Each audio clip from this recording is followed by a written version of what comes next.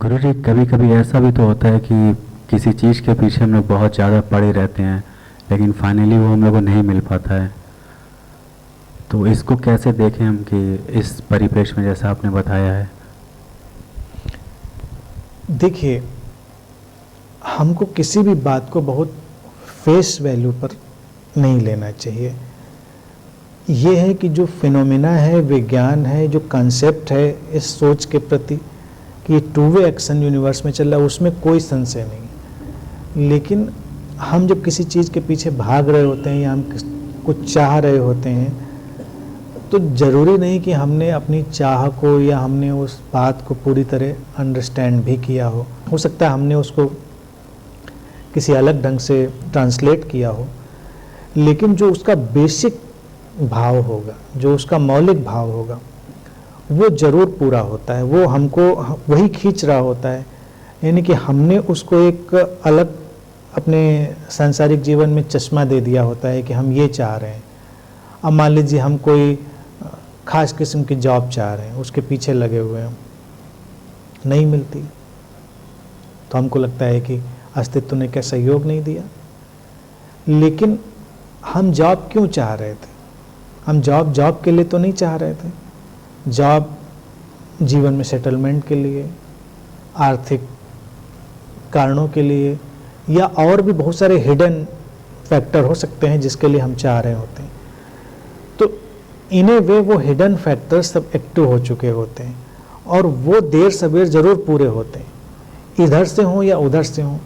और अस्तित्व में टू वे एक्शन इसलिए बड़ा खूबसूरत है क्योंकि जिसको हम अगर मनोवैज्ञानिक रूप से भी कहें और स्पिरिचुअल वे में बड़ा खूबसूरत इसका टर्म है कि हम अपने इंडिविजुअल माइंड से बहुत सारी चीज़ें लेकर चल रहे होते हैं। साइकोलॉजिकली हम कहें तो कलेक्टिव माइंड भी फंक्शन कर रहा होता है, और स्पिरिचुअली कहते हैं वो लोग गॉड्स माइंड।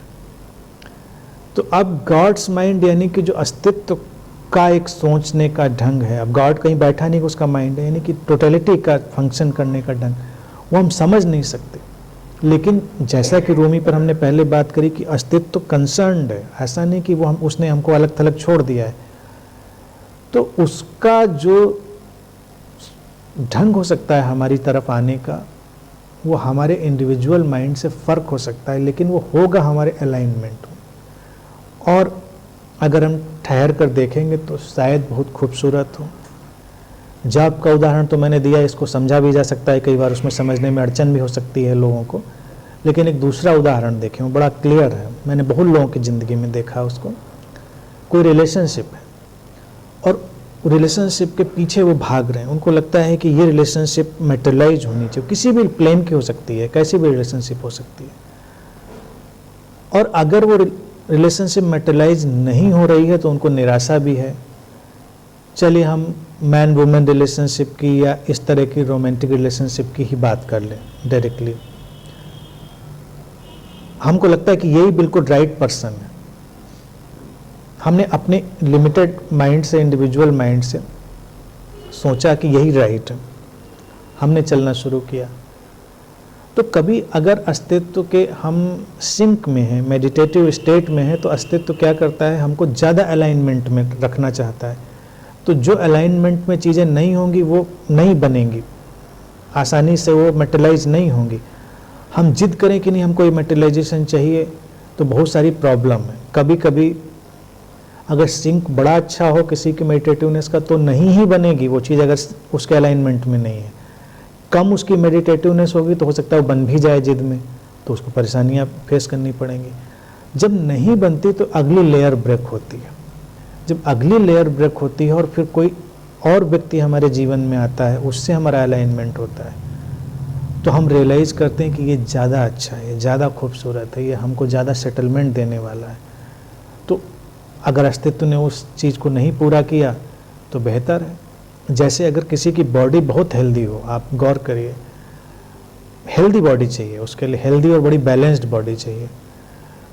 तो कोई भी ऐसी फॉरेन चीज़ जो उसकी बॉडी की हेल्थ को गड़बड़ करती होगी, वो अंदर लेगा तुरंत बाहर पहुंच जाएगी, वो बॉडी थ्रो कर देगी उसको, वो उसको बॉडी एक्सेप्ट ही नहीं करेगी। लेकिन अगर किसी की बॉडी बहुत कंटेमिनेटेड है, हमने उसमें बहुत केमिकल ड्रग्स सब बहुत उसको एब्यूज़ कर रखा है अपनी बॉडी को, तो हमको पता ही नहीं चल पाता कि ये नुकसान कर रहा है कि फ़ायदा कर रहा है, हम सब उसके अंदर डाल सकते हैं। तो इसीलिए जो सब नशे की आदतें लोग होती हैं वो इसीलिए होती हैं कि वो इतने सेंसिटिव ही नहीं रहना चाहते। सेंसिटिव रहेंगे तो बहुत प्रॉब्लम होगी, तो वो ये नहीं खा सकते, वो नहीं पी सकते, उनको बहुत दिक्कतें होंगी। लेकिन बॉडी अगर किसी चीज़ को थ्रो कर रही है, हम बहुत पैशनेटली चाह रहे थे कि हमको ये चीज़ तो पीनी है या ये चीज़ खानी बड़ी अच्छी लग रही है, और बॉडी उसको थ्रो कर रही है, तो हम क्या कहेंगे कि बॉडी ने अच्छा किया कि बुरा किया? उसने बिल्कुल अच्छा किया, क्योंकि हमारी हेल्थ के सिंक में नहीं थी। तो इसीलिए कभी कभी जिस चीज़ के पीछे हम भाग रहे होते हैं वो हमारी ओवरऑल हेल्थ के लिए अच्छी नहीं हो सकती है, तो वेट करना चाहिए। मेरा ये हमेशा मानना है कि थोड़ा वेट करिए और किसी चीज़ के पीछे मत भागिए। अगर और एक क्राइटेरिया तय कर लीजिए कि इतना पीछे जाएंगे उसके बाद छोड़ देंगे। जैसे कि देखिए गीता में कृष्ण का, महाभारत में कृष्ण का उदाहरण है, गीता में तो नहीं है कि, और कृष्ण बड़े प्रैक्टिकल इंसान थे इसीलिए भारत उनको इतना मानता है। तो कोई उनको गालियाँ दे रहा है तो वो अपनी कट ऑफ लाइन जो भी उनकी अपनी अवेयरनेस में बनी होगी वो बना लेते हैं, वे इतनी गालियाँ सुन लेंगे इसकी और उसके बाद सुदर्शन चक्र अपना चला देंगे। तो एक सीमा के बाद जब वो गालियाँ देता रहता है तो सुदर्शन चक्र चला देते हैं वो अपना। तो इसी तरह से किसी चीज़ के भागने के पीछे भागने की कट ऑफ लाइन हमको भी बनानी चाहिए कि बस इतना पीछे जाएंगे, इससे ज़्यादा पीछे नहीं जाएंगे। ज़रूरी नहीं, हो सकता है हमारे लिए अच्छा ही ना हो वो, हम क्यों पीछे पड़ें। कभी कभी मान लीजिए आप टिकट बुक करा रहे हैं कहीं, ऐसा मेरे साथ हो चुका है एक बार, बिल्कुल प्रैक्टिकल एग्जांपल। आप टिकट बुक कराएं, टिकट हो ही नहीं रही, फिर आप कराते हैं वहाँ से कैंसिल, गलत हो गई, किसी से कहा उसने किया वो भी गलत हो गई। मतलब ऐसे कोइंसिडेंसेस हैं कि वो बार बार आपका हो ही नहीं रहा किसी तरह से। तो मुझे लगता है जब ऐसा कुछ होने लग जाए तो छोड़ देना चाहिए, जाने दो, इतना कोई आफत नहीं, बहुत ही कोई अर्जेंसी ना होगा जाने की तो छोड़ देना चाहिए। कभी कभी अस्तित्व चाह रहा होता है कि हम ना जाएं, हमारे हित में वही होता है, और आप जिद करके चले जाते हैं तो फिर वो कॉन्सिक्वेंसेस बड़ी ख़राब होती हैं जिनको आप फेस करते हैं। तो एक बार ऐसा हुआ मेरे साथ, कहीं मुझे जाना था और बस वही कि जाना है तो जाना है, और हर फैक्टर उसके अगेंस्ट हो रहा था कि नहीं जा पा रहे हैं, फिर जो भी व्यवस्था कर रहे हैं वो नहीं बन रही है, कुछ नहीं हो रहा है। और फिर अल्टीमेटली सब चीज़ को हटाते हुए हम पहुँचे वहाँ पर, और वो एक्सपीरियंस बड़ा बेटर रहा। तो हमने सोचा कि तो अच्छा ही होता, पहले कदम पे जब कैंसिल हो गया था तो नहीं जाते तो अच्छा ही रहता। तो हम लोग इतना अस्तित्व में ट्रस्ट नहीं करते। अब कई बार क्वेश्चन फिर अगेन पैदा हो रहा होगा, तो क्या हमको छोड़ देना चाहिए आसानी से? नहीं, आसानी से मत छोड़िए, लेकिन अपने फील पर भी जाइए, फील पर भी जाइए, कुछ कोशिश कर लीजिए। और कभी कभी फील भी अच्छा नहीं आ रहा होता है आपको, कभी कभी आप लगे हुए हैं, फील भी आपको डाउन है। तो इसी को मैं rainbow awareness, rainbow happening, rainbow events कहता हूँ। सारे सुपरस्टिशन उसी एक धागे से लोगों ने निकाल के बना लिए हैं कि ऐसा होता है तो ऐसा, वैसा नहीं होता। लेकिन कभी कभी फील भी, कोई घटना, उसका अलाइनमेंट और फील सब सिंक में आते हैं। और कभी कभी आपको बहुत उत्साह होता है, बहुत प्रसन्नता होती है, तब आप थोड़ा और आगे जाइए, कोशिश करिए ज़्यादा। और कभी कभी थोड़ा अगर फील भी डाउन जा रहा है तो छोड़ दीजिए। कुछ शादियों में तो मैं जाता नहीं ज़्यादा, बहुत जो लोग प्रेम वाले हैं, कुछ लोग क्लोज लोग, उन्हीं के यहाँ कोई शादी हुई तो चला जाता हूँ। मैं गया तो लिटरली मैं बता रहा हूँ, एक दो जगह मैंने ये अनुभव किया कि शादी चल रही है, सब सेलिब्रेशन चल रहा है, फंक्शन चल रहा है, लेकिन बड़ा ग्लूमी सा एटमॉस्फेयर है, सब जैसे घसीट रहे हैं, हंस मुस्कुरा भी रहे हैं, लेकिन वो भी इसे घसीट घसीट के सब हंस रहे हैं।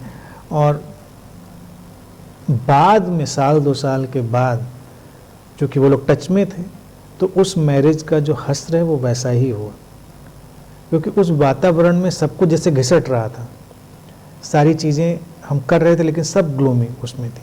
और कभी उल्टा भी हो सकता है कि हमारे पास संसाधन कम है, हमने डेकोरेशन भी कम किया है, हमने बहुत सारा अच्छा परफेक्शन भी नहीं दिखाया, लेकिन उत्साह बहुत है, खुश बहुत हैं सारे लोग।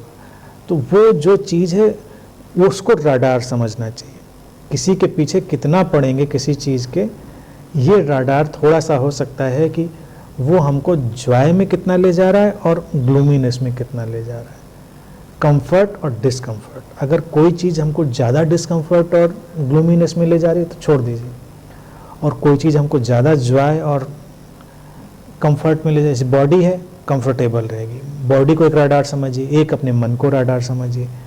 आप कहीं गए तो दो चीज़ें होंगी, या तो आपकी बॉडी बहुत कंफर्टेबल फील करेगी, बड़ा एक कूल सी फीलिंग होगी, कोजी सी फीलिंग होगी बॉडी में, और मन के अंदर आपके एक हिडन सी खुशी होगी। तो ठीक है, ये आपको ठीक डायरेक्शन में आपको गाइडेंस एग्जिस्टेंस दे रही है।